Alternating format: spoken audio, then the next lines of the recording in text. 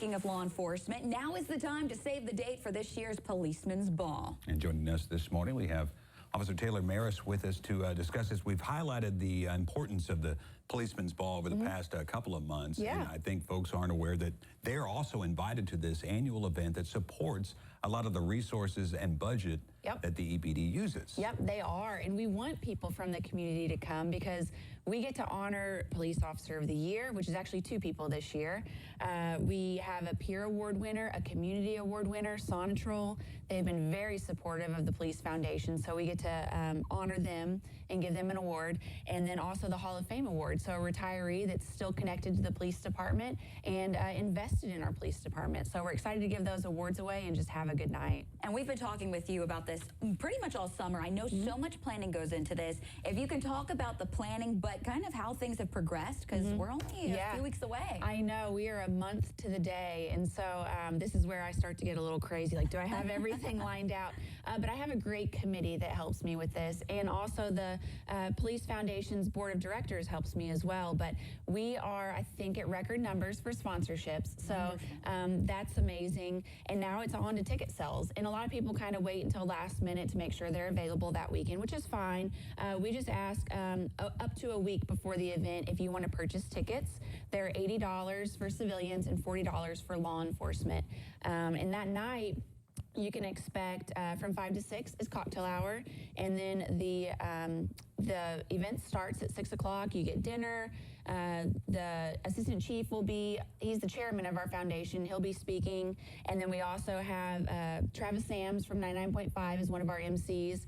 And so after that, we'll have a live auction, silent auction, dancing. We're going to have a live DJ. So it's going to be a fun night. And we just encourage everyone to come out and support us. And good food, too, I'm sure. Yes, good food. That always is a nice attraction. And I think the last time you were here, you kind of explained some of the items that the department has utilized the funds for. So when you guys raise this money, what are things that, kind of fall outside the city budget? We hear those every year. The budget is brought up in our city government, but these items go beyond that. They do.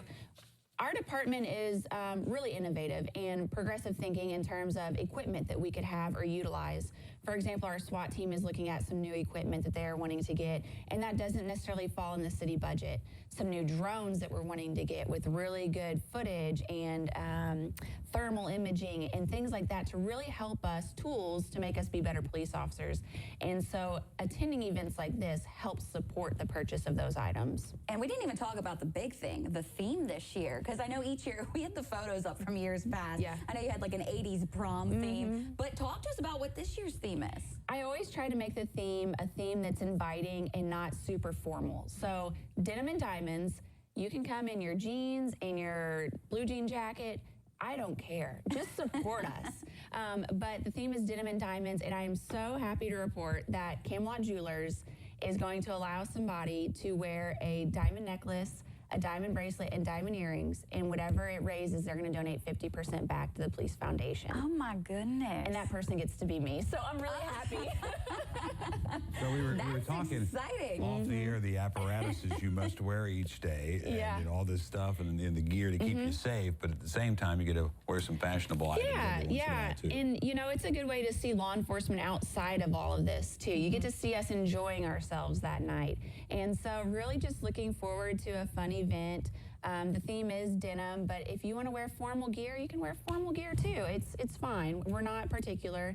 We're just there to have a good night and raise some money for the Police Foundation. And there's also an auction too. I know you guys have been getting a lot of support. There's a live auction and a silent auction, and I'm really excited about the silent auction. It's something we haven't done since I've been the chair, and so I'm really hoping that'll bring in some extra money because we have a goal this year to raise quite a bit more money than we have in previous years. And so I think having the silent auction will really help propel us to get to that goal. And I believe we have a full screen of some of the details, but if you can kind of give us a brief synopsis of the date, the time, and when people can, where they can actually get tickets, because that's important. So the event is September 21st at Bally's. The theme is denim and diamonds. And you can go to EvansvillePoliceFoundation.org and then just click on events and scroll down to Policeman's Ball to purchase your ticket. You can also donate at that website as well. If you can't make the event or you still want to support our police department, there's a link for Donate Now, and you can donate donate as well. Wonderful. And how much were tickets again for just... Tickets are $80 for civilians and $40 for law enforcement. Wonderful. Well, we are so excited. I'm excited to see what everyone wears. I know, I am too. That's the fun part. That is the fun part. Well, thank you, Officer Merriss. We appreciate it. We'll send things over to Chief Meteorologist Griffin Glasscock. She is tracking your Wednesday forecast. Good morning, Griffin.